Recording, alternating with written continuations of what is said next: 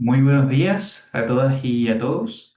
Les damos la más cordial bienvenida a la charla magistral inaugural Encuesta de Arbitraje Internacional 2025, El camino a seguir, realidades y oportunidades en el arbitraje, a cargo del profesor Gilberto Guerrero Roca, quien se referirá a los resultados de este estudio llevado a cabo por la Universidad Queen Mary de Londres y por la firma White Case. Esta charla magistral tiene lugar en el contexto de la cuarta edición del Diploma de Postítulo en Arbitraje Nacional y Comercial Internacional, organizado por el Departamento de Derecho Internacional de la Universidad de Chile y por la Oficina de Estudios y Relaciones Internacionales del Centro de Arbitraje y Mediación de la Cámara de Comercio de Santiago, cuyas clases se llevarán a cabo entre hoy, miércoles 5 de agosto, y el 9 de diciembre de 2026. A la fecha, el programa cuenta con más de 60 estudiantes egresados de sus tres primeras ediciones tras la firma de un convenio de colaboración entre el Camp Santiago y la Universidad de Chile en el año 2021. Y esta edición será coordinada académicamente por la doctora Ana María Moure, profesora asociada del Departamento de Derecho Internacional de la Universidad de Chile, y por quien les habla. Este diploma tiene como objetivo general que los estudiantes adquieran conocimientos sobre la teoría y práctica del arbitraje, junto con académicos y practicantes líderes en el mundo, entregando una base teórica y también herramientas prácticas para que abogados y árbitros puedan desempeñarse de manera efectiva en arbitrajes tanto domésticos como internacionales. A continuación, se dirigirá a ustedes la profesora Ana María Moure, con quien co-coordinamos académicamente este programa. Adelante, profesora. Muchísimas gracias, Claudio. Saludo especialmente a nuestro invitado de hoy, al profesor Gilberto Guerrero Roca, y también, por supuesto, a quien coordina este año junto a nosotros, a Claudio Oces, quien está ahora presente, pero lo saludo de manera formal, y también, por supuesto, a CAM Santiago y a la Facultad de Derecho y a nuestro Departamento de Derecho Internacional por hacer posible esta inauguración en esta cuarta versión. Tengo el agrado entonces de darle la bienvenida formal a todos quienes van a ser parte como estudiantes de esta versión y también a todo el público, académicos, estudiantes y profesores que puedan estar junto a nosotros. Voy a presentar entonces al profesor Guerrero Roca. El profesor es director o ha sido hasta recientemente director LLM y es del programa LLM en la Facultad de Derecho de Florida International University, FIU, Law. Es profesor adjunto de la Facultad de Derecho, integra también el consejo asesor de la revista World Arbitration and Mediation Review, es coentrenador también del equipo FIU Law para Willem Vis Moot y para Moot Madrid, competencias internacionales muy conocidas a nivel del arbitraje internacional. Obtuvo su grado GSM, para decirlo correctamente, en Stanford Law School, donde ha realizado una investigación extensa con honores sobre el arbitraje de inversiones. Posee también un título equivalente a Juris Doctor obtenido con summa cum laude y LLM en Derecho Administrativo, otorgados por la Universidad Católica Andrés Bello, Venezuela. Eh, Tiene un LLM también en negocios por la Universidad Española Francisco de Vitoria y del ilustre Colegio de Abogados de Madrid, gracias a una beca que ganó con excelencia de la Fundación Carolina. Desde el año 2013 en adelante imparte clases de arbitraje y ha publicado diversos libros y artículos sobre arbitraje y derecho constitucional, mercantil y administrativo. Participa como conferencista en diversas universidades en el mundo y en cámaras de comercio también es consultado de Argentina, Chile, Colombia, Costa Rica, España, México y diría otros países, pero para no alargar también, en el fondo el profesor es un experto y ha trabajado y ha dado sus opiniones en diversos medios de comunicación sobre controversias de arbitraje de inversiones y reclamaciones basadas en tratados internacionales entre América Latina y Europa. Por último, el profesor también ha formado parte de una red de facultades de Derecho de América Latina y Europa, Iberoamérica, en realidad España y Portugal, sui juris, de la cual el profesor se ha destacado también por muchos años y ha trabajado junto a la Facultad de Derecho en esta instancia internacional, así como en otras colaboraciones. Tengo el agrado entonces de dejar con ustedes al profesor, a quien ya le daremos la palabra para que pueda comenzar su conferencia de hoy. Muchísimas gracias.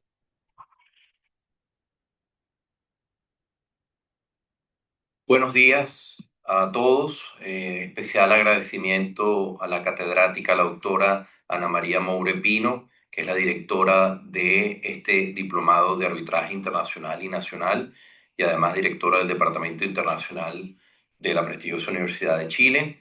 De modo especial, mi agradecimiento también a CAM Santiago, al doctor Claudio Felipe Océs Garrido, la doctora Macarena Letelier, la licenciada Laura Aguilera. Es especial en esta oportunidad compartir con ustedes una visión basada en mi experiencia como practicante, como abogado litigante en arbitraje internacional y arbitraje nacional en diversas jurisdicciones, Estados Unidos, Suramérica, Europa y Asia, en diversos sectores: petróleo, gas y minería, infraestructura, franquicia, real estate, materia inmobiliaria, consumo. Por supuesto, quiero destacar el hecho de que la idea de este diplomado es que ustedes adquieran habilidades y destrezas para hacerse mejores abogados en su vida cotidiana, asesorando a empresas, asesorando la planificación de transacciones, como consultores jurídicos de empresas o como abogados que trabajan para despachos, o también como personas que asisten al Poder Judicial u organismos públicos o empresas del Estado en donde quiera que se encuentren. Voy a tratar a nivel metodológico de, por supuesto, abordar los resultados de la encuesta 2025 de la Universidad Queen Mary en Londres. Es la 14 edición de esta encuesta, por supuesto, incorporando elementos novedosos como la inteligencia artificial y otros fenómenos que están impactando a la profesión jurídica. Este tema, este abordaje de las habilidades y destrezas que ustedes persiguen con este diplomado, por supuesto, van a ser desarrolladas a través de el largo catálogo de instructores prestigiosos que me van a suceder a partir del día de hoy. Pero parte de mi objetivo en esta mañana es despertarles a ustedes una visión interdisciplinaria, una visión donde, por supuesto, vamos a dar asesoría jurídica a nuestros clientes como abogados, efectivamente, pero también un poco asistidos del análisis económico del derecho e inclusive en algunas circunstancias, dependiendo de los elementos, también asistidos de, por ejemplo, la sociología jurídica. El arbitraje y los medios alternativos son un mecanismo para resolver de la mejor manera posible las disputas, pero no son un fin en sí mismo. Y esta afirmación rotunda que formulo la hago basada en mi experiencia como catedrático y también como abogado con muchos años de experiencia en el sector, y lo vamos a ver punto por punto cuando estemos analizando los hallazgos de esta encuesta 2025 de Queen Mary University y también otros hallazgos de institutos estadounidenses como el RAND Institute para la reforma de la justicia en Estados Unidos. Quiero iniciar también, por supuesto, una acotación. Eh, Tanto mis opiniones y puntos de vista no vinculan, no benefician ni afectan al College of Law de la Universidad Internacional de la Florida, quien tiene convenios y considera un gran socio estratégico a la Universidad de Chile, y tampoco a la firma a la cual pertenezco y en la cual me encuentro en este momento, que es Reed Smith. Dicho esto, voy a compartir con ustedes, por supuesto, unas láminas, unas filminas que he preparado para generar este intercambio. Luego de mi exposición, por supuesto, tal como lo comentó Claudio Océs, quedo totalmente a su disposición para iniciar un ciclo de Q&A, es decir, un ciclo de preguntas. This one? The other one? This one. I click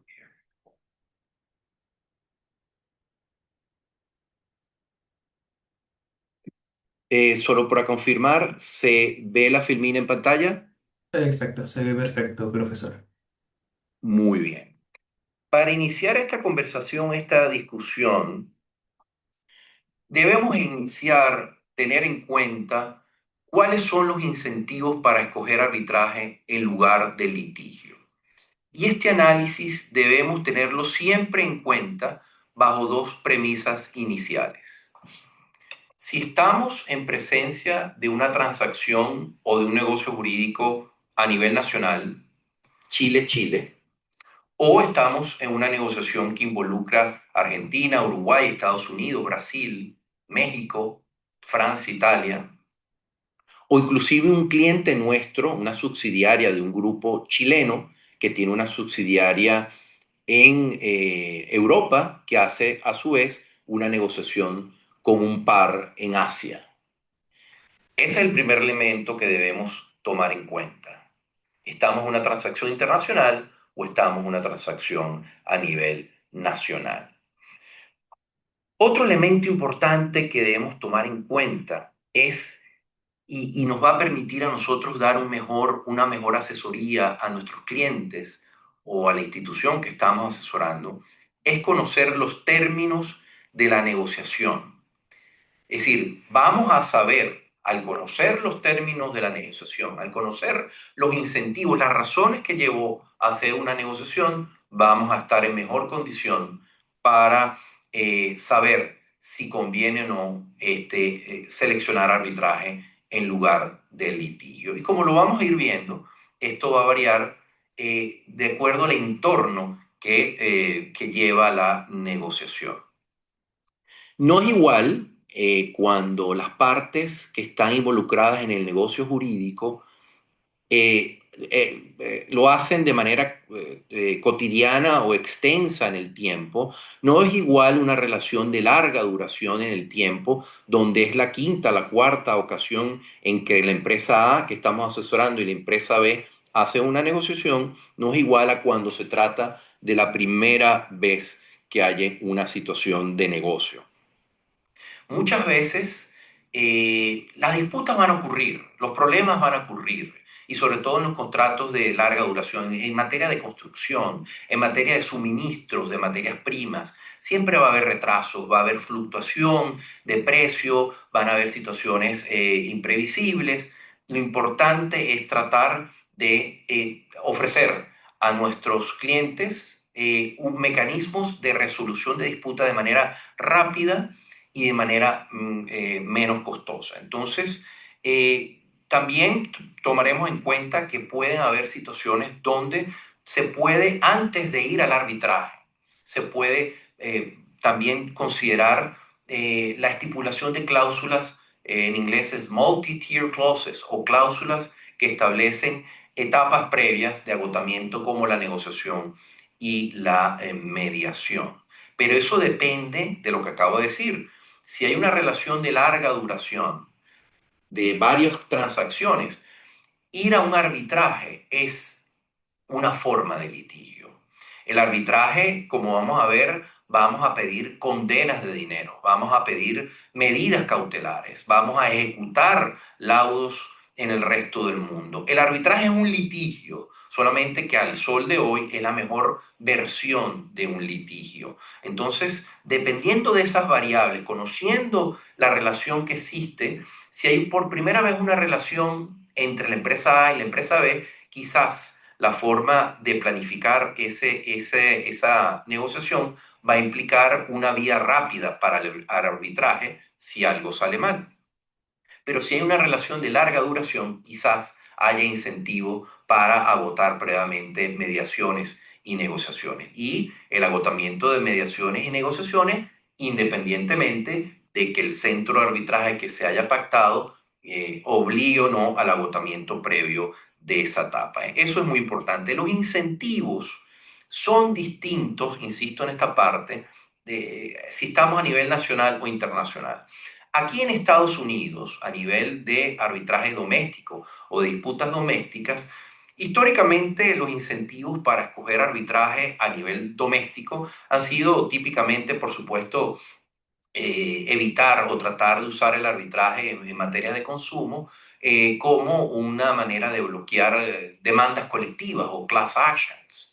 Y esto se ha venido mitigando, como lo vamos a ver. También para evitar la incerteza de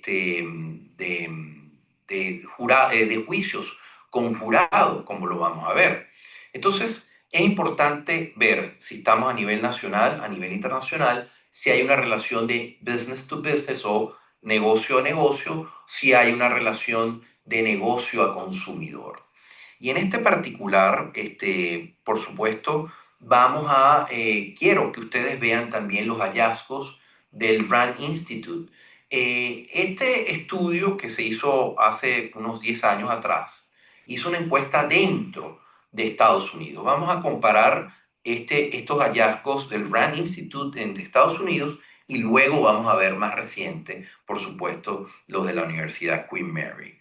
Entonces, fíjense, el incentivo que va a tener su cliente en Chile, si está haciendo una negociación en Chile o dentro de España o dentro de Argentina o dentro de Colombia, si es doméstico o dentro de Estados Unidos, es distinto al incentivo que vamos a tener si estamos en una negociación internacional donde no nos queremos someter a las cortes de ese país extranjero, donde no queremos someternos al derecho sustantivo de un país extranjero y vamos a tomar en cuenta de nuevo la naturaleza jurídica del negocio. El primer hallazgo del RAND Institute en su encuesta fue que la mayoría cree que el arbitraje es al menos mejor que el litigio convencional. Y fíjense aquí un detalle. Por ejemplo, en Estados Unidos, a diferencia de Europa, y de Latinoamérica y otras jurisdicciones, el litigio es excesivamente costoso. Solamente el 3% de cada reclamación, el 3% nada más, de cada reclamación ve su día en la corte. Los casos se caen por los costos, se caen muchas veces porque hay transacciones, porque no sobreviven mociones donde se quiere cerrar el caso y normalmente, por esa razón, ese elemento de costo hace y lo complicado que puede ser un litigio lleva pues a generar un incentivo a nivel doméstico. Otro hallazgo importante es que la mayoría de los encuestados cree que el arbitraje ayuda a ahorrar tiempo, que es una percepción difundida tanto en cualquier jurisdicción. Efectivamente, clásicamente, uno de los incentivos del arbitraje es la duración, la rapidez. Nos ahorra tanto a nivel, por supuesto, nacional, pero a nivel internacional, el riesgo de ir a varias instancias, ir a una apelación, ir a casación en algunas jurisdicciones de civil law, o en algunas jurisdicciones inclusive acciones de tutela o acciones de amparo constitucional en México, en Colombia, en otros países también. Es decir, por definición, el arbitraje excluye la participación del Poder Judicial y eso trae como consecuencia un ahorro significativo de tiempo en recursos posteriores. Otro elemento importante, clásico de los incentivos es la confidencialidad.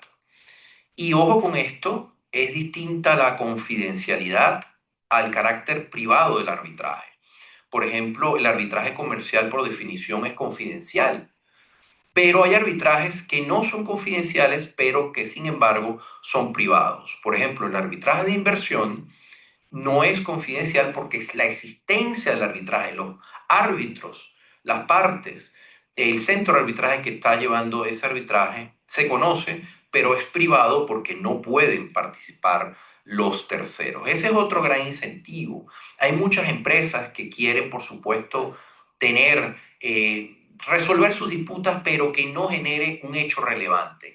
Imaginemos por un instante una aerolínea que tenga un conflicto en sus contratos de leasing de aviones y entonces haya una disputa sobre a quién corresponde el pago de una reparación de una turbina. Imagínense que una gran aerolínea pues haga público los conflictos que pueda haber y que pueda generar un hecho relevante, que pueda generar un impacto en la confianza del usuario en un momento determinado.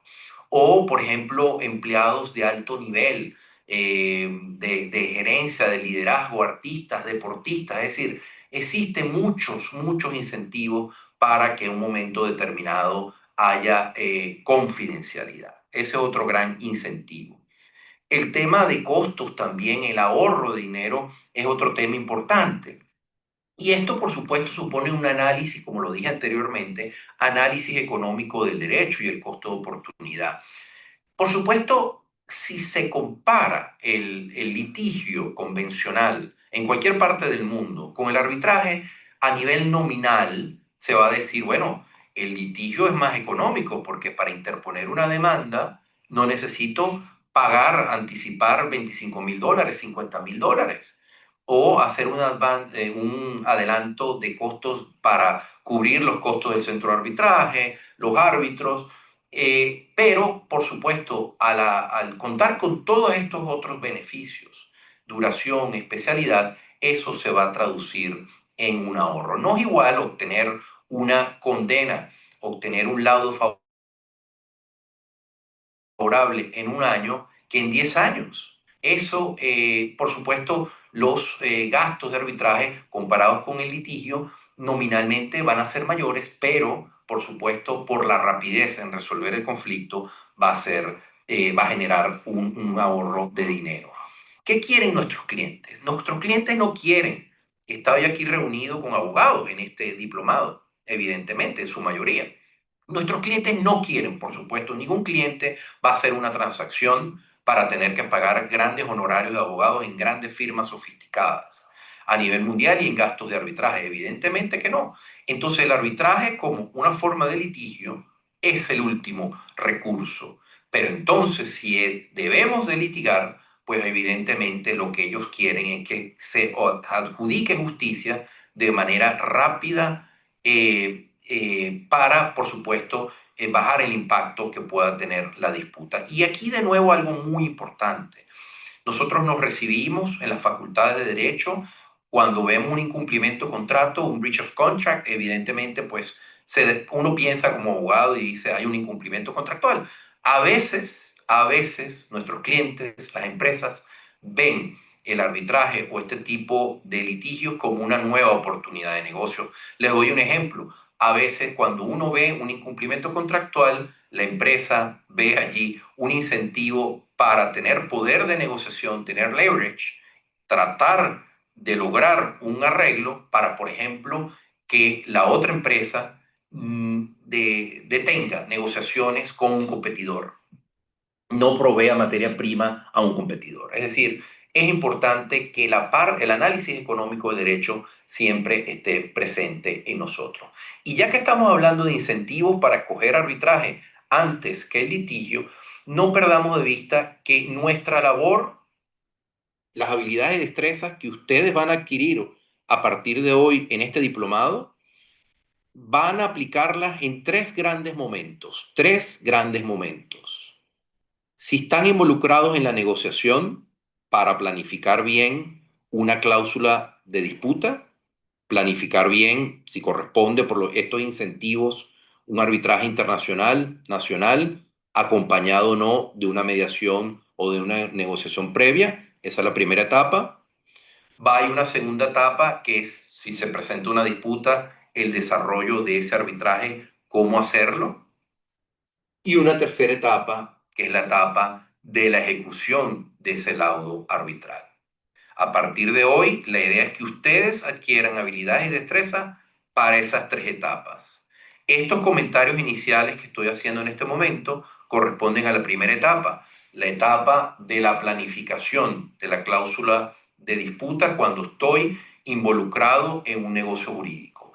para hacerlo de la mejor manera, para hacer una buena redacción de una cláusula de arbitraje, para planificar de la mejor manera la resolución de cualquier disputa que esta negociación puede dar, tenemos que involucrarnos con los términos generales del negocio. Soy enemigo de los envíos de los contratos a última hora, la noche anterior antes de suscribir el cierre del contrato, que se incluya y se inyecte como si fuera una jeringa una cláusula modelo. Las cláusulas modelo son buenas, las cláusulas modelo de todos los centros de arbitraje que estamos escogiendo. Cuando escojamos el centro de arbitraje del CAM Santiago, es recomendable, por supuesto, utilizar la cláusula modelo del CAM Santiago. Pero los elementos de la cláusula de arbitraje deben ser realizados de manera sesuda, el derecho aplicable, la sede, el árbitro ideal que vamos a escoger, las reglas, es decir, familiarizarnos con esta situación y basado en estos incentivos, confidencialidad, rapidez, costo. Otro incentivo importantísimo es la especialidad del árbitro. Siempre cuando imparto una clase o una conferencia y hay muchas preguntas, eh, ¿qué debo hacer? ¿Me interesa el arbitraje internacional? ¿Quiero dedicarme al arbitraje? ¿Quiero ser árbitro? En fin, mi primera recomendación contra todo pronóstico es, antes de ser un especialista de arbitraje, usted debe ser especialista en una materia sustantiva. Especialista en contratos, especialista en mercantil, especialista en derecho inmobiliario, especialista en transacciones, compraventa de mercaderías, especialista en franquicias, especialista en criptomonedas. Es decir, el arbitraje es un vehículo. El arbitraje es una herramienta de naturaleza adjetiva.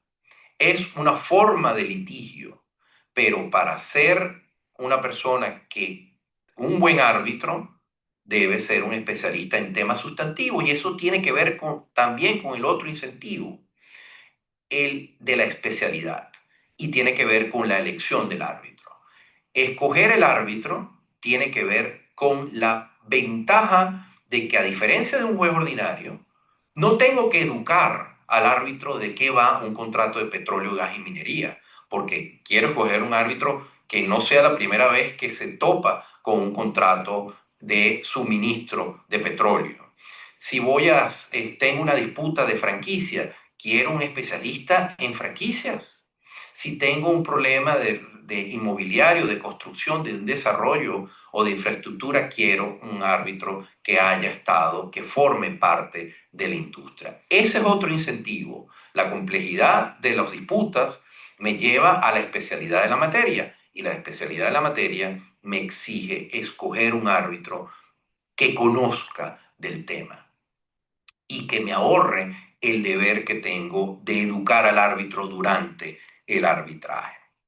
El otro incentivo natural de escoger el arbitraje frente al litigio es la ejecución, la posibilidad de ejecutar de manera rápida la adjudicación del derecho de nuestro cliente.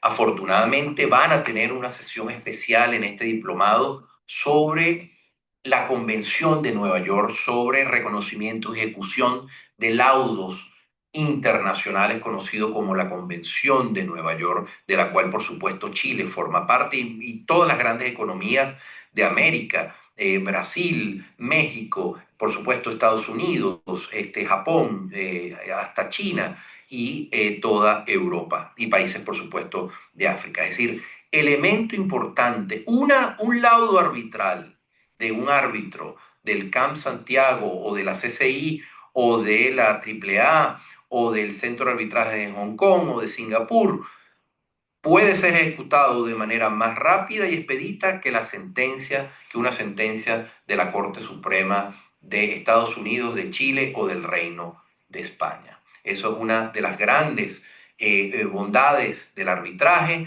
y un rompimiento de paradigmas. Cuando mi padre y mi abuelo estudiaron derecho, no se imaginaban este cambio de paradigma que hoy, en 2026, estoy compartiendo con ustedes. Decisiones dictadas por sujetos que no son jueces, emitidas en centros o bajo reglas que no corresponden a cortes de países e inclusive aplicando un derecho de ningún país, como vamos a ver. Esto es un rompimiento de paradigmas. Y en cuarto lugar, además, que se puede ejecutar de manera más expedita y te ofrece mayor poder de negociación que la sentencia dictada de la Corte Suprema de un país. Esos cuatro rompimientos de paradigmas o elementos o fenómenos responden a una necesidad, responden a la necesidad de nuestros clientes. En una economía globalizada, hacer negocios en cualquier parte del mundo y no quieren pelear, no quieren litigar, pero si hay de litigar, es preferible, y estamos hablando de incentivos, es preferible o tenemos incentivos para escoger el arbitraje en lugar del litigio convencional. Otro elemento que se está dando como incentivo importantísimo también es la posibilidad de la financiación de los arbitrajes. Los arbitrajes, por supuesto, cuestan dinero, pero también existe la posibilidad de obtener otro incentivo potencial para escoger arbitraje.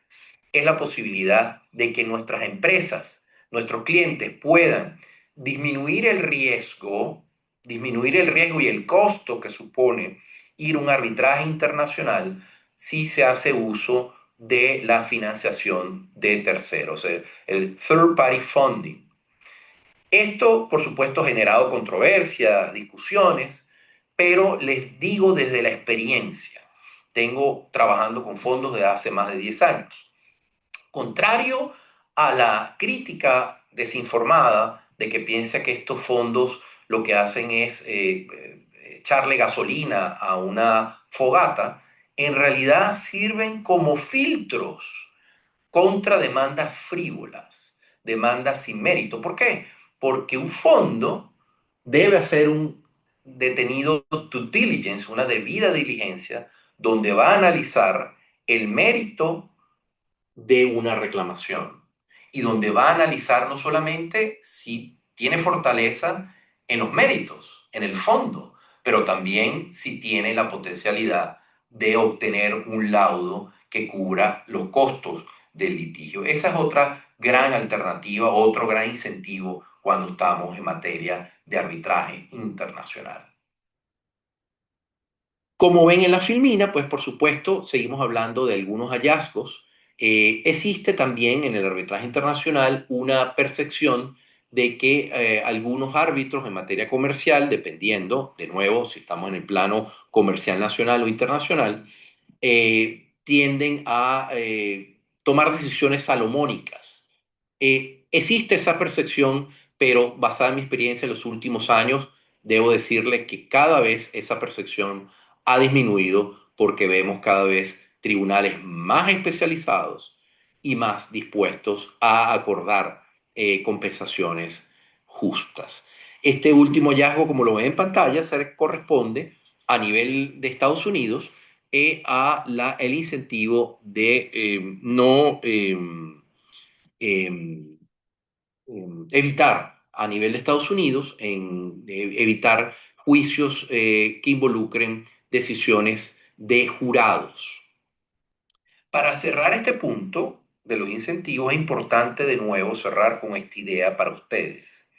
Tenemos que hacer, cuando estemos en esta primera fase de análisis del tipo de negocio, de los incentivos, si vamos a recomendarle a nuestros clientes ir a arbitraje o no, tenemos que, por supuesto, tomar en cuenta dónde están los activos, ¿sí? Ante la eventualidad de una potencial ejecución de un laudo. Tenemos que ver qué tipo de garantías van a poder responder ante los incumplimientos contractuales y sobre todo cuando vayamos a la selección de la sede del arbitraje, conocer si esa sede es una jurisdicción que tiene una jurisprudencia pro arbitraje. También, por supuesto, lo que veníamos hablando, hay una percepción o hay un deseo importante de lo que veníamos hablando de escoger un árbitro que ya esté educado en el subject matter, es decir, en la materia que se está discutiendo, petróleo, gas y minería, franquicias, infraestructura, telecomunicaciones, compra y venta de mercaderías. Eso es un elemento muy importante. Lo de la confidencialidad que habíamos hablado es un elemento fundamental. Y, por supuesto, otro incentivo es, mientras más complejo sea la negociación en la cual estamos involucrados, pues efectivamente va a haber mayores incentivos para escoger arbitraje. Ojo, ojo con esto a nivel nacional lo que voy a decir. Por supuesto, yo enseño, me dedico al arbitraje en más de los últimos 20, 23 años, desde que tuve la dicha de recibirme. A diferencia de las nuevas generaciones, no llegué al arbitraje por casualidad. Las nuevas generaciones pueden tener la dicha de escoger esta área del derecho por voluntad. En mi caso, llegué, fue por casualidad, la vida profesional me llevó y he sido afortunado en ese particular. Comento esto porque si bien uno ama esta área del derecho y de la práctica, a nivel nacional hay que tener mucho cuidado.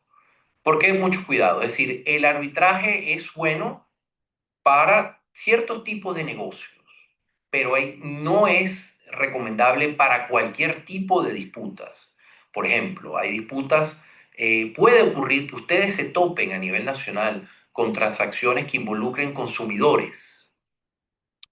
No hay que estar, depende mucho del tratamiento jurisprudencial a nivel nacional sobre estos temas, porque hay temas sensibles donde la arbitrabilidad objetiva puede estar reducida en una jurisdicción en materia de arrendamientos inmobiliarios de vivienda, en materia de arbitraje laboral individual, en materia de arbitraje de consumidor singular.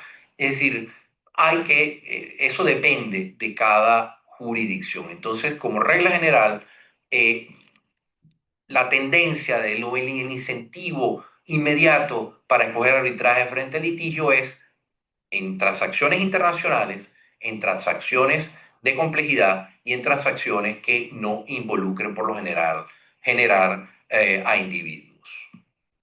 ¿Y qué tal esta pregunta? La posibilidad de apelar. Hemos dicho que uno de los incentivos es la rapidez y que ahorra instancias, apelaciones, casación, amparos constitucionales, acciones de tutela, en fin. Al abogado estadounidense, típico litigante, no le gusta en algunos casos el arbitraje por diversos motivos, porque en el arbitraje internacional no hay descubrimiento o porque no existe un derecho a apelar. Hubo en la AAA un movimiento hace algunos años que postuló la posibilidad de la apelación. Yo abiertamente me resisto a esta idea de la apelación porque precisamente si las partes quisieran tener esta alternativa, pues sencillamente tendrían incentivos para escoger el litigio y no el de un arbitraje.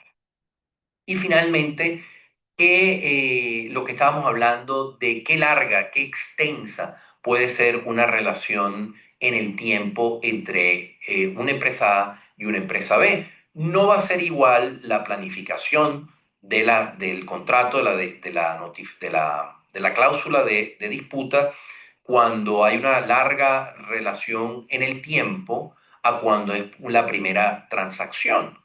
Y también puede haber en el mundo y basada en mi experiencia relaciones entre empresas que se heredan contratos, es decir, a lo mejor hay una toma de control en 2025, en 2022 de una empresa y heredan una relación contractual de 10, 15 años, 20 años, donde quienes redactaron el contrato no son las mismas partes, no son los mismos abogados, no son los mismos dueños.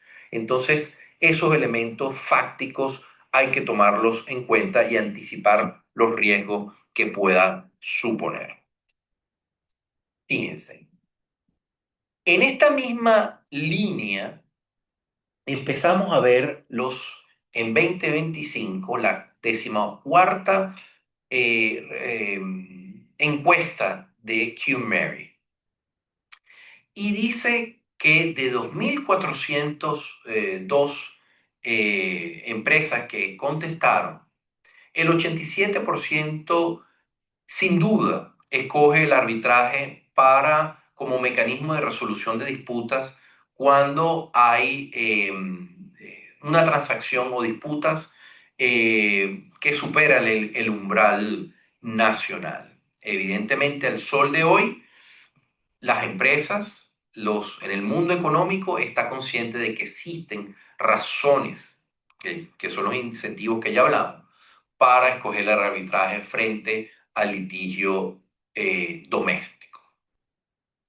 El 39% consideró, y esto es muy importante, al arbitraje como un mecanismo único, es decir, no acompañado de otros mecanismos como la negociación obligatoria o el agotamiento de una negociación obligatoria o de una negociación previa. De nuevo, esto es muy importante y esto es muy fáctico. Independientemente que haya una cláusula de multi-tier o de estadios, con mediación o con negociación previa, en la práctica, ninguno de nuestros clientes va a demandar a otro sin haber agotado los buenos oficios para alcanzar una negociación, para alcanzar un arreglo.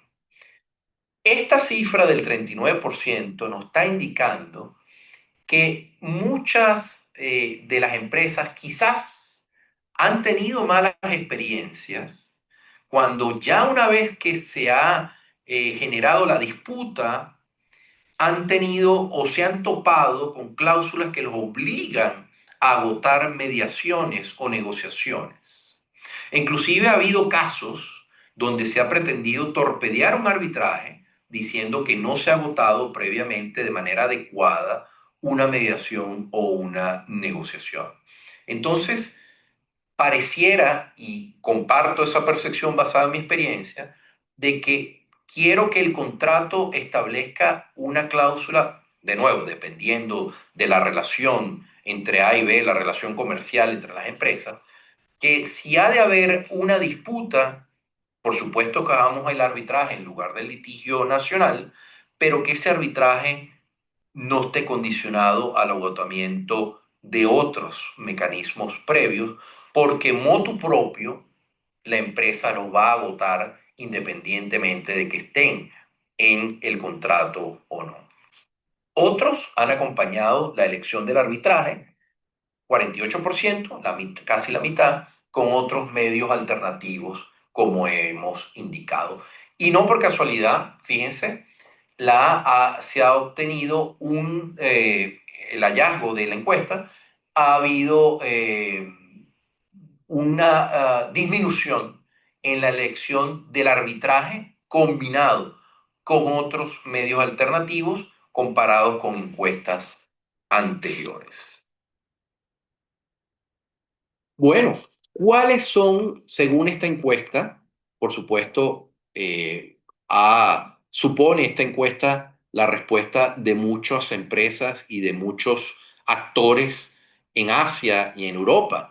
Se dice que el resultado de esta encuesta, los 5 lugares preferidos o seleccionados de manera más frecuente como sede de los arbitrajes han sido Londres, Singapur, Hong Kong, Beijing y París. De nuevo, depende, por supuesto, de lo que hablamos anteriormente, los incentivos y la planificación que supone de nosotros.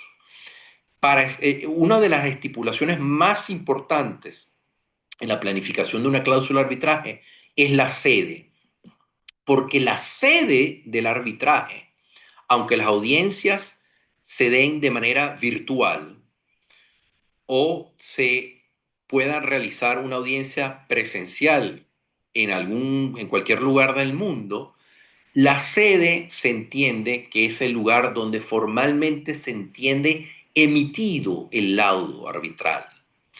Y como consecuencia, la sede va a determinar la competencia y la jurisdicción de las cortes domésticas que eventualmente eventualmente vayan a ejercer el control residual judicial del laudo. Si escogemos Santiago, entonces sabemos que si esa es la sede, eventualmente el laudo va a ser sometido a una acción de nulidad en las Cortes de Santiago, igual París, Madrid, Miami, Londres, Nueva York o San Francisco. Por supuesto, esto supone de nosotros conocer efectivamente la jurisprudencia sobre el tipo de conflicto en el cual estamos, el tipo de contrato en el cual nos estamos involucrando. Y bueno, por supuesto, las reglas más populares para administrar los arbitrajes. La CCI a nivel de arbitraje internacional, por supuesto, sigue siendo uno de los centros más importantes en aplicación y que tiene, por supuesto, el mayor número de casos registrados. Le sigue, por supuesto, Hong Kong, Singapur, Londres y las reglas UNCITRAL para los arbitrajes ad hoc. Aquí hay otro elemento importantísimo que hemos hablado para los incentivos de escoger arbitraje y que ustedes, por supuesto, están iniciando con el diplomado del día de hoy, que es la posibilidad y la bondad que supone la ejecución. Ya hablamos sobre ejecución y el Tratado de Nueva York y ustedes van a tener una sesión especial sobre el particular. Hay un elemento importantísimo.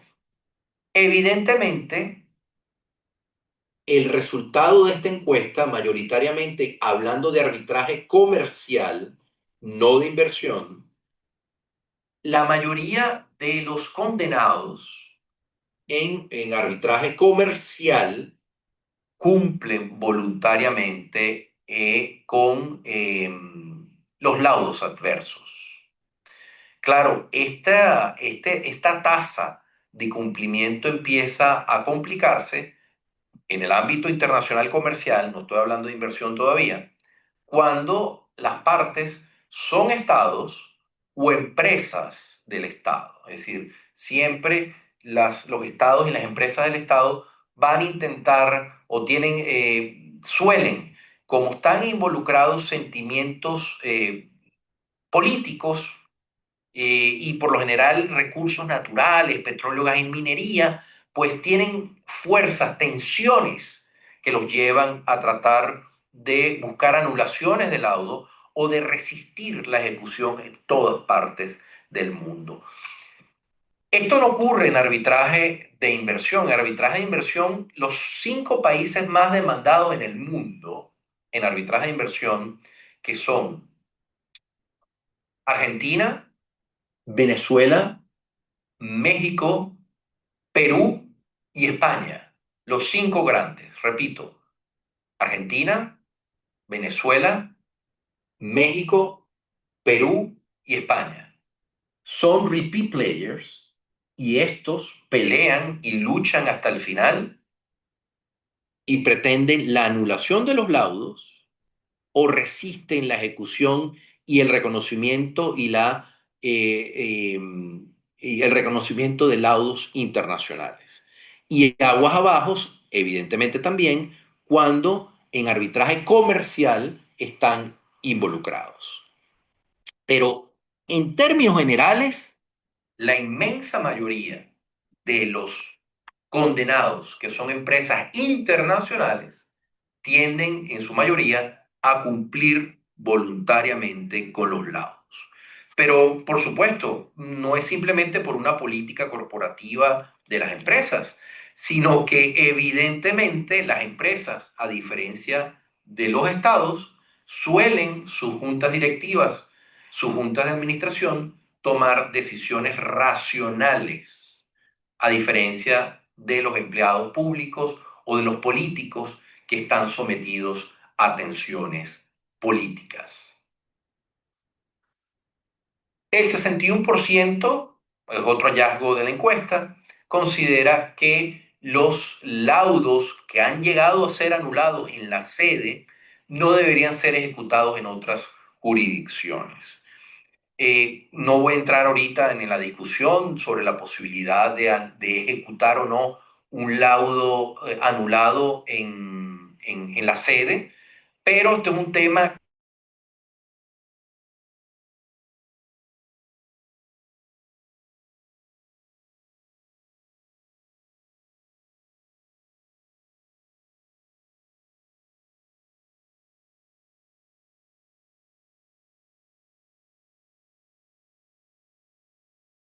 que ha dado lugar a casos. El caso famoso con la parte condenada ha sido una empresa del Estado o el Estado que pierde el arbitraje y que en el proceso de negociación impuso la sede del propio país y entonces se politiza la situación porque seguramente involucra recursos naturales, petróleo, gas y minería o infraestructuras, logran la anulación, pero por razones, digamos, que son contrarias al derecho internacional universal, y con eso han conseguido que a pesar de ser anulados en la sede, hayan podido ser ejecutados. Por supuesto, no quiero entrar a ahondar sobre este punto, pero eso es una situación importante a considerar. También la encuesta toma partido o formuló, pulsó la opinión de cómo, basada en la experiencia de los encuestados, ¿qué, qué genera o qué impacta la eficiencia y la efectividad en los arbitrajes? Y en la pregunta de qué impacta negativamente en la eficiencia, el 24% consideró que algo que afecta la eficiencia del arbitraje es la actitud adversarial, conflictiva, donde pelea absolutamente las órdenes procesales, donde se pelea hasta el idioma, donde se pelea constantemente todo, genera hasta el 24%. Y esto, ojo, lo digo con mucho respeto. A veces hay gente que dice, caramba, uno habla con colegas y dice, bueno, me tocó en un arbitraje internacional que la contraparte es una firma de abogados que nunca ha estado en un arbitraje internacional y pelearon hasta la marca del agua que nos íbamos a tomar en la audiencia, en fin. Pero es increíble, también a firmas sofisticadas, creo que tiene que ver un poco con la mentalidad. A nivel anecdótico, y es hasta risible. Hace año y medio, en una audiencia preliminar discutiendo o analizando una orden procesal, pues hubo hasta una discusión con un abogado contrario que decía que la orden procesal debía colocar idioma castellano y no español. Imagínense ese tipo de cosas. Bueno, efectivamente el 24% de los encuestados dice que la eficiencia del arbitraje se ve afectado por la conducta no colaborativa y 100% adversarial de muchos colegas. La falta, otro elemento, la falta, lo dicen los encuestados, un 23% consideró que la falta de impulso y de buena administración del arbitraje por parte de los árbitros puede afectar. Y por supuesto también un 22% la conducta, como estamos hablando, de litigación de la contraparte. No pierdan de vista aquí esto. Los árbitros son como los cantantes o los artistas del mundo del espectáculo. Se deben a su público. Hoy por hoy hay datas y los centros de arbitraje lo llevan. Hay datas importantes que mide el performance y el desarrollo de los árbitros. Por eso los árbitros cada vez se toman más en serio la capacidad de respuesta, los tiempos de resolución de sus disputas. Y por supuesto, los usuarios, nosotros los abogados que estamos involucrados en arbitraje, siempre pedimos referencias de los árbitros. Si el árbitro se toma en serio el arbitraje, si va a la audiencia preparado, si se ha leído los escritos, si formula preguntas, si está informado de la audiencia, en fin, todo eso es muy importante. La encuesta también registró cuál es el factor que más contribuye a la efectividad del arbitraje. Eh, Procedimientos de adjudicación arbitral más rápido, más expedito, en un 50%, y la oportunidad para resolver de manera expedita o preliminar reclamaciones que son manifiestamente frívolas o defensas que son manifiestamente no adecuadas. Claro, ojo, aquí hay una discusión importante. eh, Ha habido quienes han planteado en algunos arbitrajes la figura del summary judgment que existe en Estados Unidos, donde se prive de la oportunidad de prueba. Eh, y ojo, no todos los casos son iguales. Hay situaciones donde no por ir más rápido se llega más lejos. Repito, no por ir más rápido se llega más lejos. A veces, dependiendo de cuál sea la sede, de cuál sea el SIT, a veces es preferible agotar una etapa de prueba. Es preferible que si te recusan un árbitro, es preferible que se aparte el árbitro. O si situaciones donde si hay que lograr agotar, sobre todo como empresas del Estado, la notificación a un mayor número de personas o ratificar o confirmar una notificación es mejor. ¿Por qué? Porque no basta con ganar el arbitraje. Lo importante es ejecutarlo.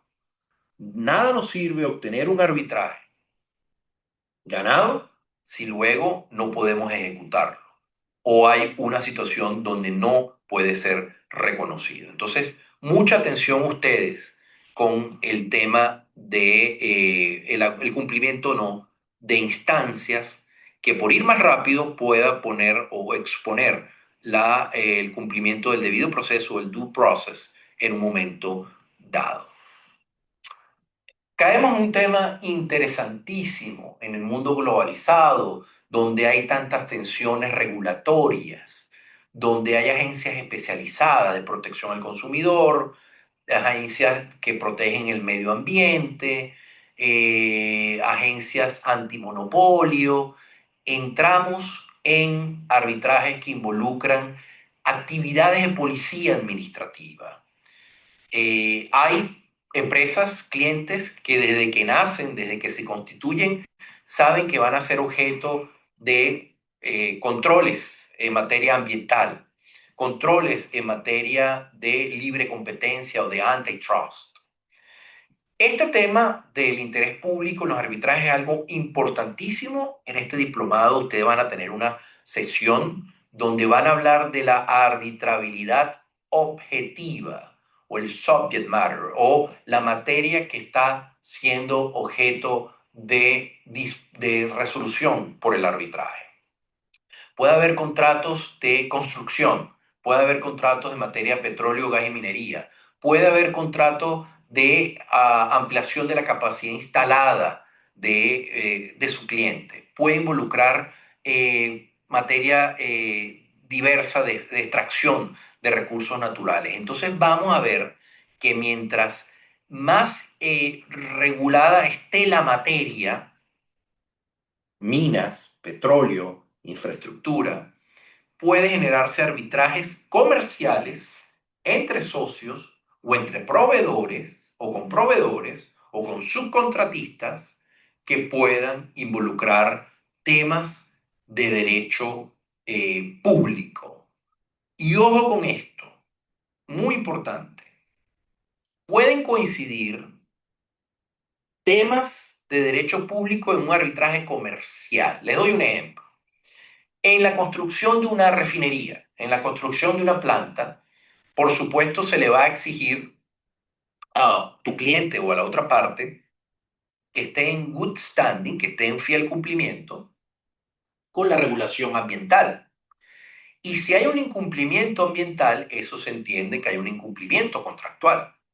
Pero no porque se determine que ha habido un incumplimiento contractual por la inobservancia de los estándares ambientales, significa que le estamos pidiendo a los árbitros que se sustituyan en el Ministerio del Ambiente o la Agencia Protectora del Ambiente, por decir algo en un momento determinado. Es decir, la arbitrabilidad objetiva del arbitraje está dentro de las cuatro esquinas del contrato. Cuando vamos a un arbitraje, vamos a pedir una compensación económica, le vamos a pedir al árbitro todo aquello que podría ser el juez ordinario. No le estamos pidiendo al árbitro que haga o ejerza competencias de policía administrativa o de ente regulador. Sobre este tema, la encuesta encontró que eh, que, un tercio de los encuestados encontró al menos una de las varias categorías de interés público o de asuntos o de problemas de interés público en sus arbitrajes, en temas ambientales, en temas de derechos humanos, sobre todo en recursos naturales, involucra, por ejemplo, y mucho en África, y mucho en Latinoamérica y en Centroamérica, grupos, asentamientos de grupos ancestrales, de indígenas, procesos de consulta pública. En esto hay que tener mucho cuidado y planificar de antemano en la transacción y en la planificación de la disputa, si estamos involucrados, el tipo de conflicto que nos podemos encontrar. Hay que tener mucho cuidado con esto. Eh, una de las primeras ventajas es una de las ventajas de escoger el arbitraje internacional. Esto es otro hallazgo. Una de las ventajas de escoger arbitraje internacional en temas que puede involucrar problemas de derecho público es la habilidad que tienen las partes de seleccionar árbitros que tengan la experiencia y el conocimiento del área para evitar efectivamente la aplicación de sistemas legales domésticos o nacionales o tener que recurrir a cortes nacionales que pueden, por supuesto, complicar la situación. Y se lo digo por experiencia. El riesgo de involucrar sistemas nacionales o cortes nacionales que involucren problemas que involucren derecho público, el problema de esta situación es que vas a generar tensiones de índole político y vas a disminuir la toma de decisiones de las partes en conflicto de manera racional o de manera comercial.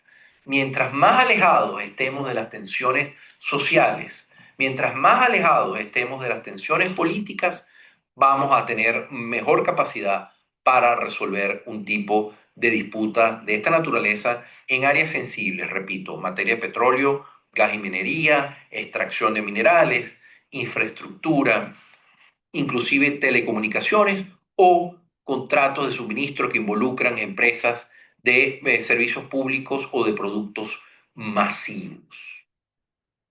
Y aquí ya casi concluyendo, llegamos, por supuesto, no podía faltar el tema de la inteligencia artificial. El uso que, según los encuestados, se le está dando principal a la inteligencia artificial es para investigación de los hechos, investigación legal, el análisis de la data empírica y la revisión de documentos, que supone un trabajo arduo que supone muchas horas de hombre. Sin embargo, los encuestados ya empezaron a mostrar su preocupación con respecto a la asistencia de la inteligencia artificial en la redacción y en el análisis de argumentos legales. Eso se va a incrementar, pero se genera mucha preocupación en cuanto a su exactitud y a los problemas éticos y deontológicos que supone que la inteligencia artificial haga el manejo y el manejo y el análisis de problemas legales complejos.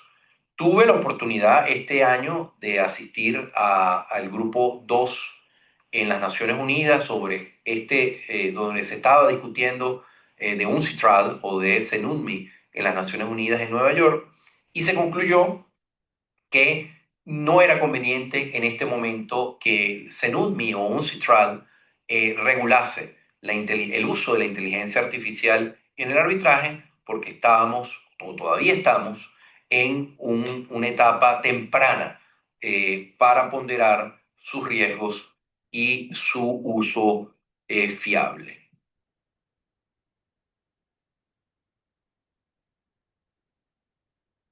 Bueno, por supuesto, al igual que el arbitraje en general, los encuestados dijeron que los incentivos para usar inteligencia artificial era el ahorro de tiempo en un 54%, la reducción de costes un 44% y la disminución del error humano en un 39%.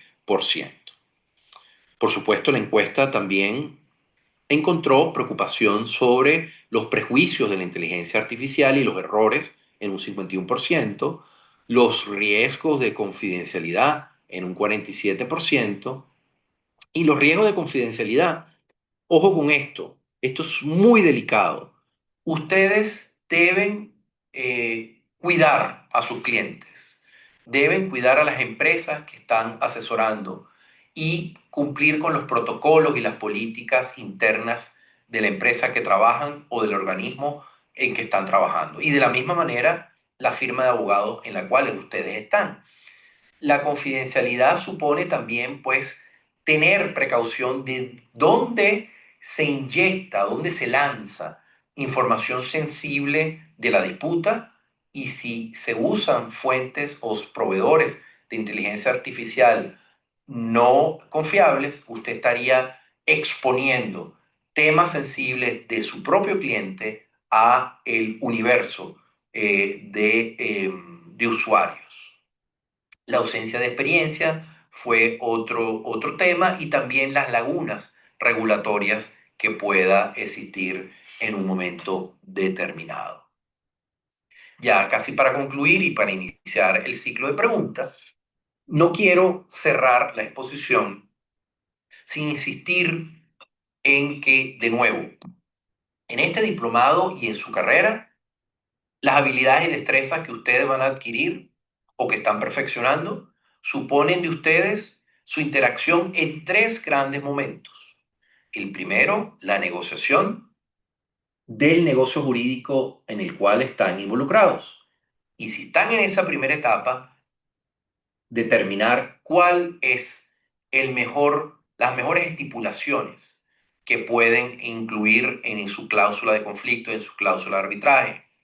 Un arbitraje directo, sin mediación, sin negociación, el derecho aplicable, la sede, el centro de arbitraje que más me conviene, el tipo de árbitro ideal que quiero, dónde están las garantías, dónde están ubicadas los activos que nos va a tocar ejecutar en un momento determinado. Y si la sede que estamos escogiendo es una sede pro arbitraje basada en la jurisprudencia o no. Muchas veces, o en la mayoría de las veces, sobre todo uno trabajando en una firma internacional de abogados, uno hereda los problemas de otros, los errores de otros, y uno está no en la primera fase, sino en la segunda fase, y le toca a uno ir a la guerra, porque el arbitraje es un litigio solamente que la versión más sofisticada o con mayores bondades comparado con el litigio convencional, pero sigue siendo un litigio. Entonces a uno le toca ir a la guerra con lo que tiene. Si ese segundo escenario y las habilidades de destreza que ustedes van a tener en este diplomado sobre cómo escoger un buen árbitro, cómo tener las cautelas para preservar las pruebas dentro de la empresa, cómo planificar la fase de pruebas dentro del arbitraje, cómo planificar y cómo preparar una audiencia oral para el arbitraje. Y la tercera etapa es todo lo que supone la ejecución del arbitraje. Entonces, muy importante, si están en la primera etapa, la escogencia de la sede. Es una sede conocida como una jurisdicción uncitral o CENUDMI. ¿Qué significa una jurisdicción uncitral o CENUDMI?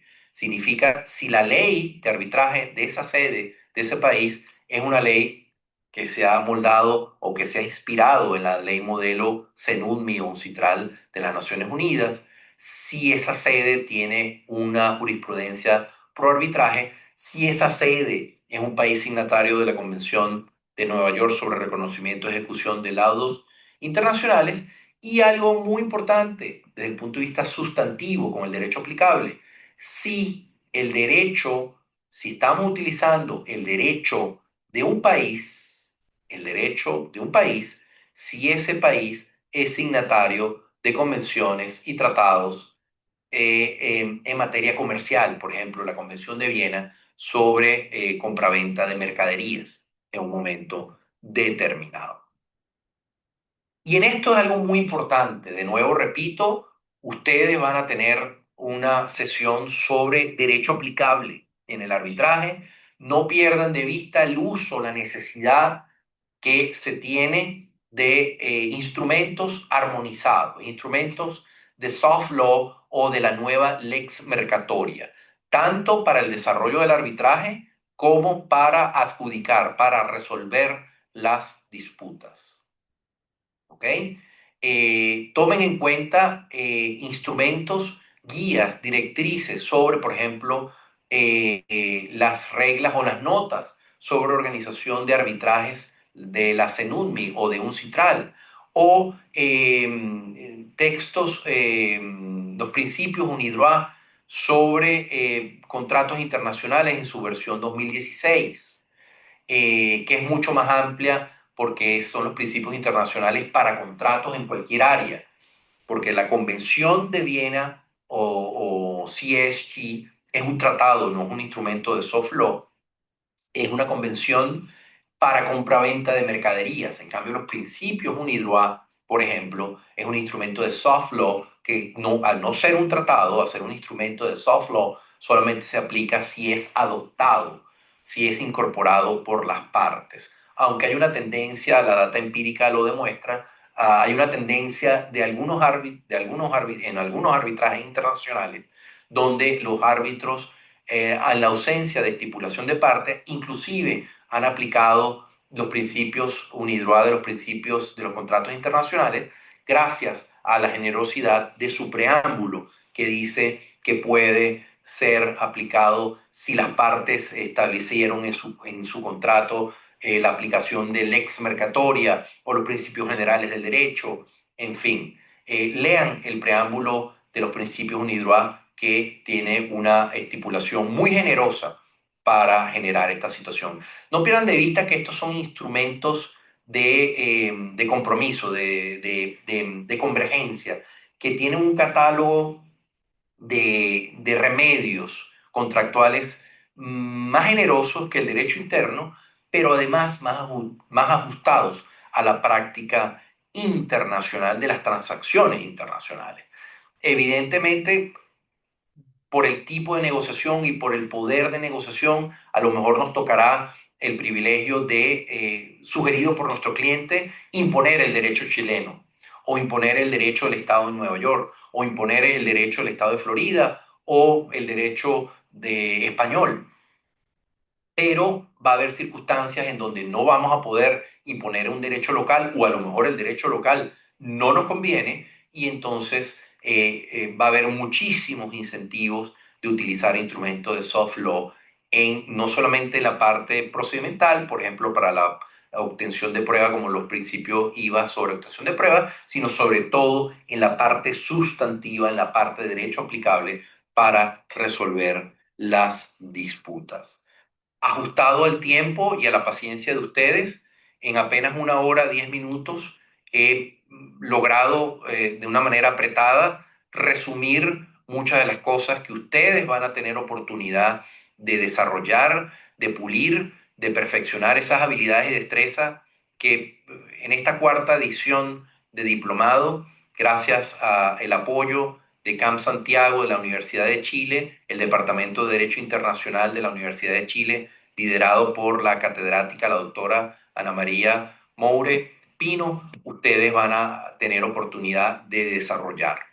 Quedo a su disposición para las preguntas, pero además voy a poner, le pido al licenciado Claudio, y lo voy a poner en el chat, quedo a su disposición para compartir materiales de lectura, dudas que tengan, no solamente en el diplomado, sino en el día de mañana. Tienen en mí un amigo en Miami, tanto para el mundo, por supuesto, académico, como para el mundo profesional. Muchísimas gracias. Muchas gracias, profesor, por esta magnífica charla inaugural de la cuarta edición del Diploma de Postítulo en Arbitraje Nacional y Comercial Internacional. Profesora Ana María, le doy la palabra para que podamos ver las preguntas y también aprovechamos de recordarle tanto a los estudiantes como al público asistente que pueden enviar sus preguntas a través de la sección de Q&A disponible en Zoom o bien a través del chat de la misma aplicación. Muchísimas gracias, Claudio, por esta iniciativa de que yo esté ahora cerrando. Ha sido una brillante conferencia la que ha dado el profesor Guerrero Roca, realmente muy interesante y además muy dinámica. Creo que se pasó el tiempo volando y la verdad es que la audiencia se mantuvo intacta hasta el final, lo cual es algo que también indica el interés que ha eh, reflejado esta conferencia tan importante. Yo quería, Claudio, y ahí me perdí un poquito, por eso ahora para cerrar, no sé si usted podría dar los saludos que habíamos conversado para yo no equivocarme acá y también pudiera usted transmitirle al profesor las preguntas. ¿Le parece? Por Muchas supuesto, gracias. profesora, no hay problema. Saludamos especialmente a todas las árbitras y árbitros del Camp Santiago que hemos visto que se han conectado en esta edición y también a nuestras consejeras y consejeros, especialmente a la abogada Fabiola García, quien es consejera del Camp Santiago y va a estar participando también como estudiante del diploma. Y vamos entonces ahora a las preguntas. La primera es de Nicolás Alzamora, que nos dice: Profesor, mencionó que es una condición importante la especialización a la hora de construir una carrera en arbitraje. En su experiencia y práctica, ¿cuáles son áreas estratégicas de especialización que recomienda por su robustez? Respecto a la encuesta misma, al separar los resultados por región y por tipo de participante, en su opinión, ¿qué brecha concreta separa actualmente a los centros latinoamericanos de las sedes más preferidas y cuál sería la medida más efectiva para comenzar a cerrarla? Y luego Victoria Subiabre en el chat nos pregunta: ¿cómo cree usted que es posible superar esa tendencia de la cultura jurídica de la litigación relativa a la confrontación sin intentar llegar a acuerdos? Muy bien, Claudio. Pude apuntar la primera y la segunda, la primera de Nicolás, sobre la Exacto. especialización. Si quieres, si te parece bien, vamos respondiendo una a una. Perfecto, Muy profesor. buena pregunta la de Nicolás, estupenda. Tiene que ver con algo que asomé y que es frecuente en todos los congresos y seminarios y cursos donde imparto. Depende de muchas variables, ¿no? Y depende, Nicolás, no sé cuántos años tienes ya de recibido, desde que te recibiste como abogado, depende de muchas estrategias, ¿no? Si es una persona que recién se recibió, es decir, una persona que tiene un abogado que tiene 1, 2, 3, hasta 5 años, si le gusta el arbitraje, efectivamente, que participe en diplomados como este, que se inscriba en diplomados como este.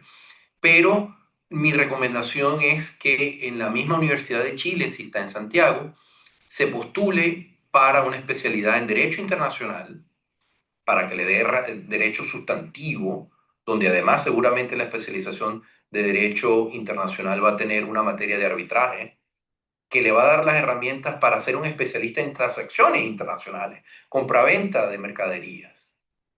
O que también, si quiere ser un litigante, se inscriba en la Universidad de Chile también, por supuesto, en la especialización de Derecho Procesal, donde seguramente va a tener materias de medios alternativos y arbitraje.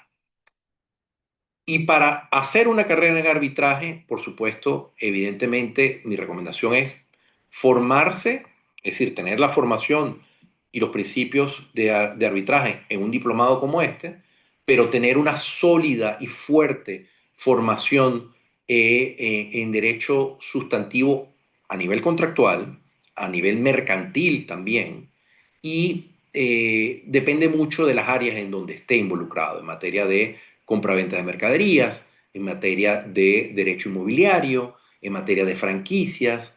Depende mucho del entorno donde quiere estar.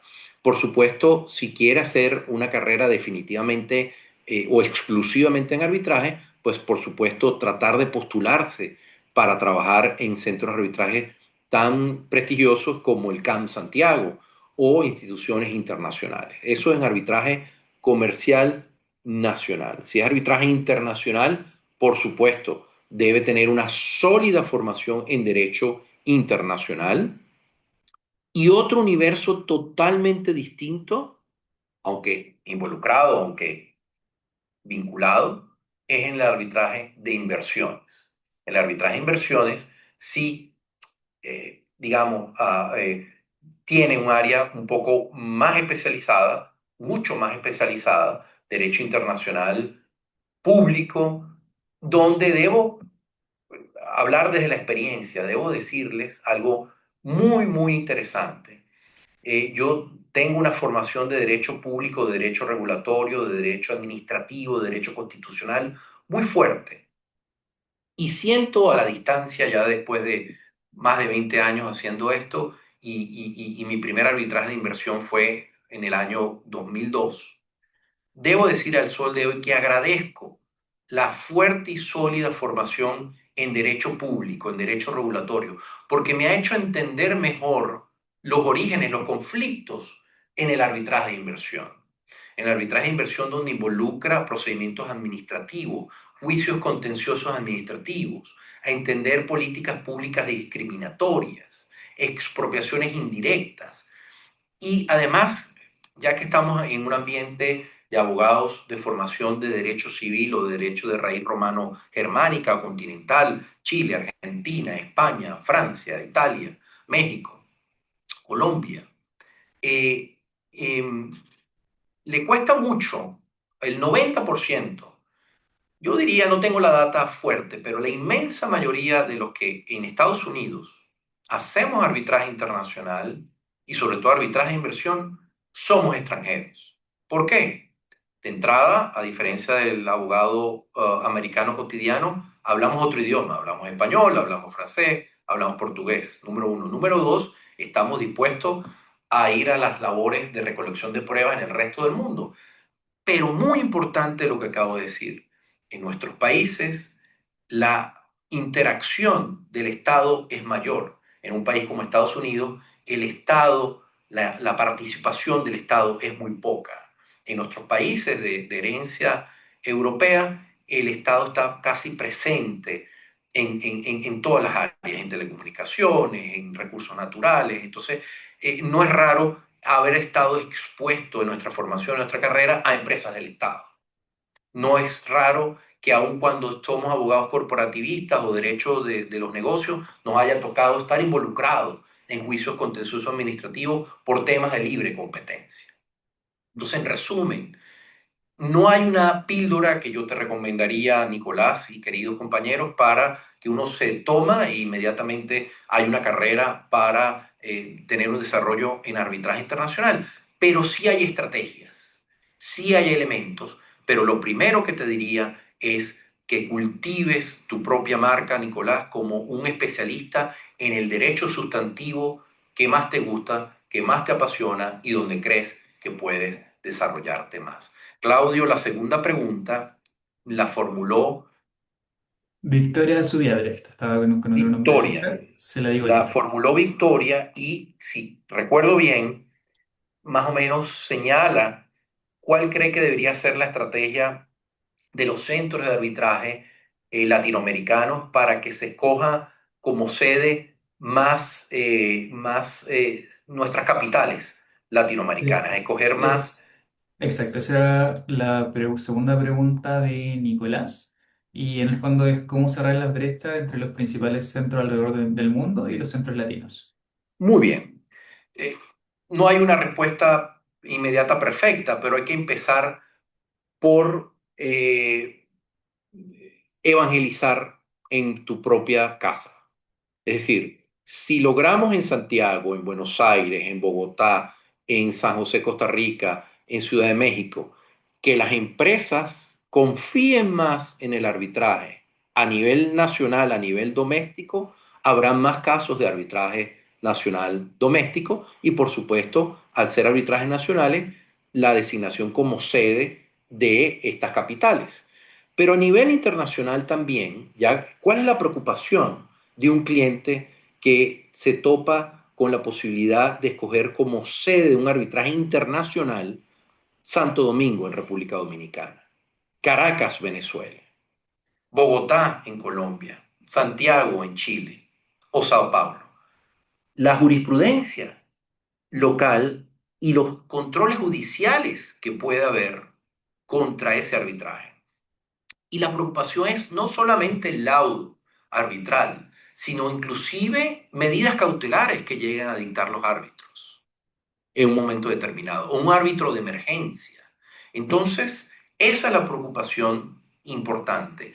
Y no sé si aquí está inscrito algún asistente o un abogado o algún letrado del Poder Judicial.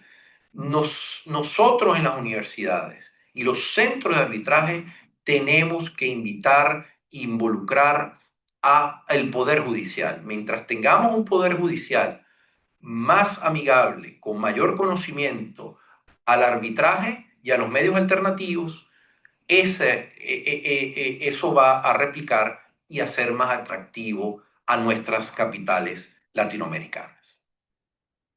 Claudio, la tercera pregunta que sí era de Victoria, ¿correcto? Exacto, vamos ahora con la pregunta de Victoria, que nos dice, profesor, ¿cómo cree usted que es posible superar esta tendencia de la cultura jurídica de la litigación relativa a la confrontación sin intentar llegar a acuerdos? Y en el fondo, ¿cómo podríamos propiciar más la mediación u otros métodos colaborativos de resolución de conflictos? Excelente pregunta. Tiene que ver con desafortunadamente, el sistema judicial de nuestros países. ¿A dónde voy? Recuerdan que en la exposición dije que, y esto es una data empírica fuerte, o sea, que se tiene, de cada 100 reclamaciones en Estados Unidos de naturaleza civil, solo el 3% va a juicio. Todo termina en un juicio. ¿Por qué? Porque el juicio en Estados Unidos es costoso, es una tragedia, es extenso, los juicios civiles pueden tener jurados, tiene una etapa de descubrimiento que es extensa, fuerte, costosa, entonces hay incentivos tempranos para no ir a juicio. Y también hay mecanismos en algunas ciudades, en conflictos comerciales o familiares, donde están diseminados los medios alternativos. Si a nivel y hay muchas reformas judiciales en nuestros países latinoamericanos con mucho éxito. Hay muchas materias, digamos, en materias sensibles, laboral, familiar, inmobiliario de viviendas, a nivel de consumidor, de experiencias exitosas. En la medida que las partes en conflicto sepan y conozcan que se van a ahorrar tiempo y dinero, va a haber entonces más incentivos para recurrir a estos medios alternativos. Porque al inicio, si el litigio no es costoso y los repeat players, como yo lo llamo, o las empresas o las partes que siempre van a estar en litigio, no tienen incentivos para llegar a un arreglo. ¿Por qué? Porque vas a meter excepciones preliminares, vas a promover testigos en provincias del país, vas a recusar jueces, vas a apelar decisiones, vas a interponer recursos de casación, para que cuando algún día puedas ser condenado, entonces hayas desgastado a la otra parte. A nivel de reforma judicial, y ahí tiene que el Ministerio de Justicia o los que están encargados de las políticas públicas judiciales trabajar de la mano con centros especializados, como las cámaras de comercio, como los centros de arbitraje, para generar la conciencia de las bondades en tiempo y en dinero que supone los medios alternativos. Muchas gracias, profesor. Vamos con la siguiente pregunta, que es de Fabiola García, consejera del Camp Santiago, que nos dice: se ha comentado mucho lo relativo al uso de la inteligencia artificial. ¿Cuáles cree que podrían ser o son las mejores herramientas tecnológicas para revisar la prueba de los arbitrajes? Por ejemplo, en arbitrajes de construcción o infraestructura, en que normalmente los documentos son de gran envergadura y complejidad. Excelente, excelente pregunta. Por supuesto, muchas gracias a la licenciada García.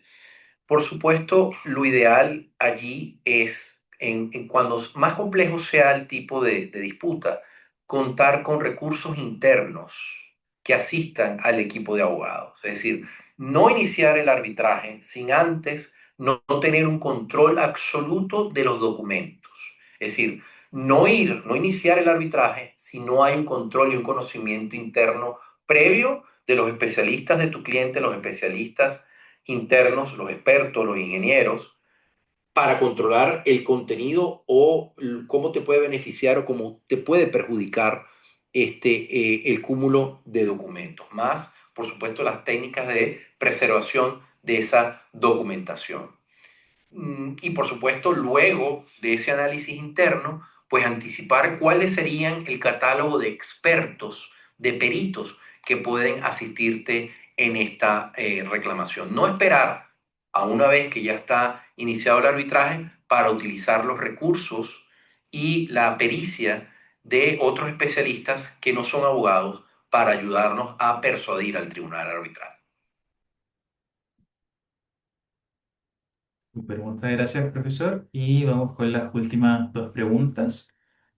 Rodrigo Riquelme dice: desde una perspectiva pro arbitraje y considerando el principio de intervención judicial mínima, ¿qué condiciones debería cumplir una sentencia que acoge un recurso de nulidad contra el laudo internacional para considerarse legítima y coherente con el sistema arbitral? Excelente pregunta. Y eso tiene que ver con lo que estábamos hablando de tratar de escoger una sede en el arbitraje en la cual nosotros podamos confiar. Y para confiar supone de nosotros una debida diligencia, una debida investigación sobre la jurisprudencia de las cortes que tienen la competencia para conocer eventualmente de una petición o una acción de anulación de un laudo internacional. La tendencia mundial es a reducir las violaciones o la intervención de las cortes domésticas sobre la valoración de la prueba, por ejemplo, o la motivación, y tratar de limitar la revisión al cumplimiento del debido proceso sobre deberes formales. Si ha habido una buena notificación, si ha habido una buena designación de un árbitro, si ha habido la posibilidad o se ha limitado la capacidad, de manera ilegítima, la capacidad para presentar el caso de alguna de las partes.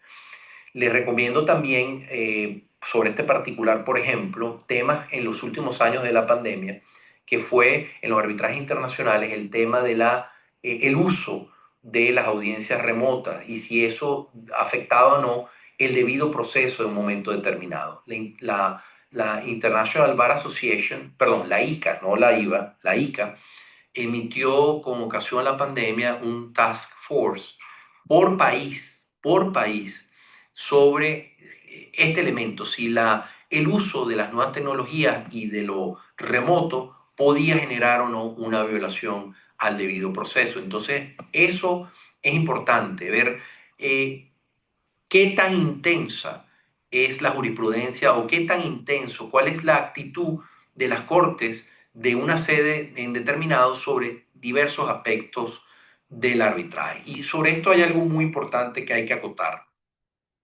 Las causas o los motivos de anulación y su interpretación está en la ley de arbitraje doméstica de la sede. No están, como algunas personas lo creen, no están previstas en la Convención de Nueva York. La Convención de Nueva York establece los motivos para no reconocer un laudo, para no ejecutar. Algunas coinciden evidentemente con los motivos de anulación, pero el tratamiento es diferenciado y doy un ejemplo para que se entienda. Miami, donde yo me encuentro en este momento, evidentemente, para algunos es que la capital de América Latina. Yo lo pongo en duda, pero sin embargo hay muchos incentivos para muchas empresas, y lo hemos observado, para escoger Miami por su ubicación, porque tiene un robusto Estado de Derecho, pero se generó hasta hace muy poco una discusión en los arbitrajes internacionales sobre si las cortes federales ubicadas en el circuito 11 debían aplicar las causales de anulación de la Convención de Nueva York o las causales de anulación de la Federal Arbitration Act. Y esto, desde el punto de vista práctico, tenía un impacto cotidiano práctico. Es que antes se aplicaba solamente las causales de la Convención de Nueva York y no las de la Ley Federal de Arbitraje, que una la tiene y la otra no, el tratado no lo tiene y la ley federal sí, el exceso manifiesto de los árbitros.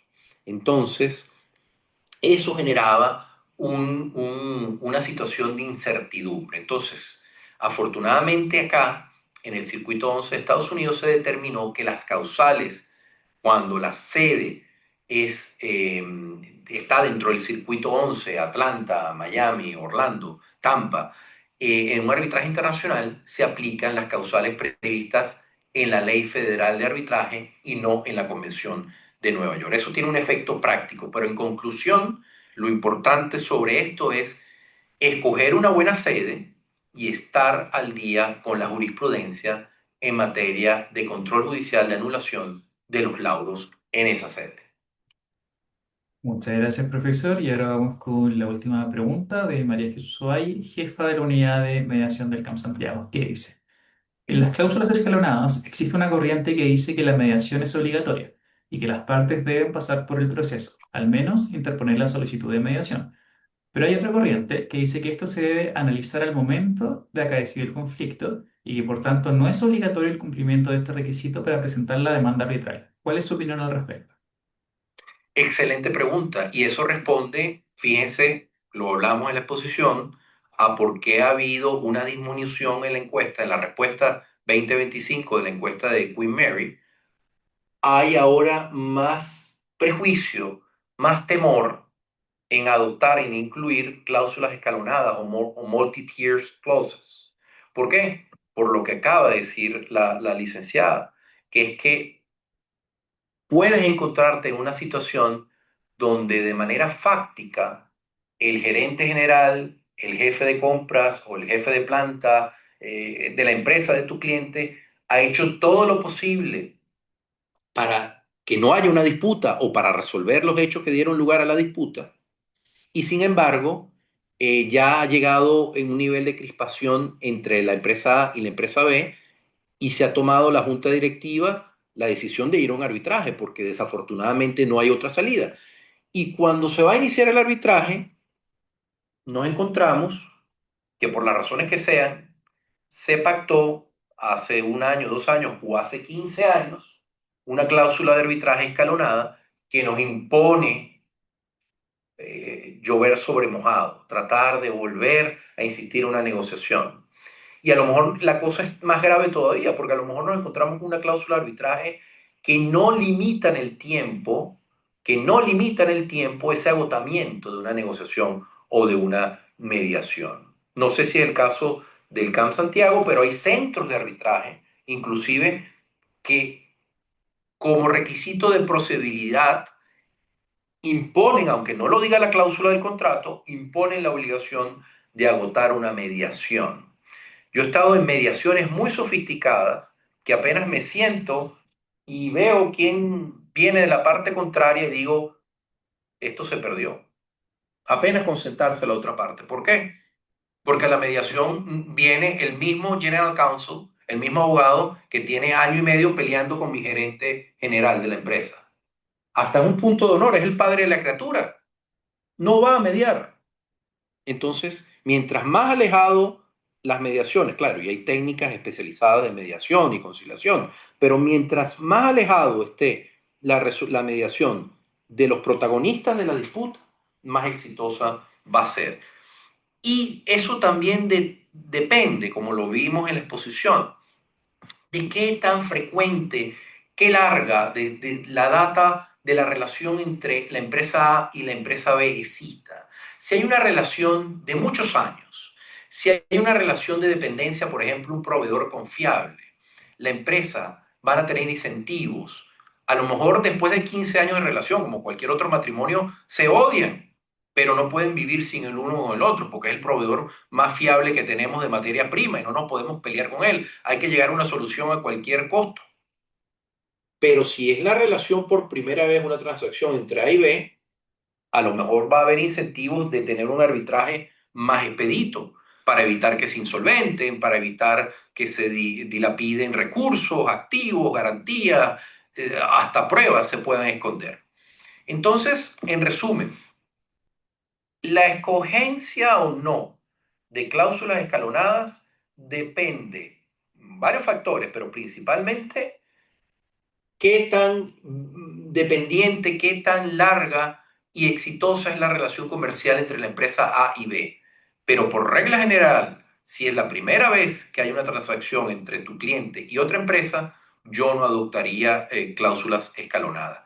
Y otro escenario, tomando en cuenta desde el punto de vista fáctico, empírico, de que los actores de nuestros clientes, los gerentes, los ingenieros, los abogados internos, no van a escoger ir a un arbitraje, sino como último recurso, yo sería partidario de no escoger en algunos casos cláusulas escalonadas dentro de las cláusulas de arbitraje, porque de cualquier manera la negociación va a intentar de facto, va a intentar agotarse. Pero de nuevo, si se coge un centro de arbitraje, ver y estar familiarizado si ese centro de arbitraje me impone la carga o no de agotar como causa de procedibilidad o de admisión a trámite el agotamiento interno de una mediación y sobre todo, también dependiendo del tipo de transacción, si está disponible o no un árbitro de emergencia, un árbitro de emergencia.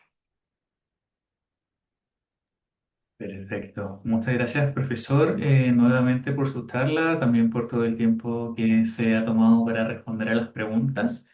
Y antes de ir al cierre con la profesora Ana María, me gustaría desde ya dejar invitado a todo el público a la tabla magistral de clausura del Diplomado de Postítulo en Arbitraje Nacional y Comercial Internacional, que se titula Investment Arbitration and Climate Change y estará a cargo de la abogada Annette Magnusson, quien es exsecretaria general del Instituto de Arbitraje de la Cámara de Comercio de Estocolmo y fundadora del Climate Change Council y que va a tener lugar el 9 de diciembre de este año. Profesora Ana María, adelante. Muchísimas gracias, Claudio. Bueno, muchísimas gracias nuevamente, Gilberto. Ha sido un total agrado esta mañana compartir con todos ustedes. Doy por inaugurado el cuarto diploma de postítulo en arbitraje nacional y comercial internacional de ambas instituciones, Cámara y Facultad de Derecho. Así es que es un honor para nosotros y los animamos a, bueno, a seguirse. Esto es un incentivo, ver cómo un profesional como Gilberto puede compartir su conocimiento con generosidad y que también motiva a que muchos profesionales puedan seguir un camino semejante. Hay mucho campo y también hay muchos países y todo es justamente lo maravilloso del mundo internacional, ilustrar buenas prácticas y buenas ideas que pueden ocurrir en distintos lugares del mundo. Así que muchísimas gracias y continuaremos este semestre y esperamos, Gilberto, tenerte nuevamente con nosotros y que lo mismo los estudiantes quedan a disposición. Te lo agradezco muchísimo, pues. A todos ustedes, a Claudio, ha sido un agrado, como siempre, estar junto a Camp Santiago. Muchísimas gracias. Me despido brevemente de nuevo con un profundo agradecimiento a Ana María Moure, a la Universidad de Chile, CAM Santiago, y les reitero mi disposición a apoyarlos académicamente. Muchas gracias.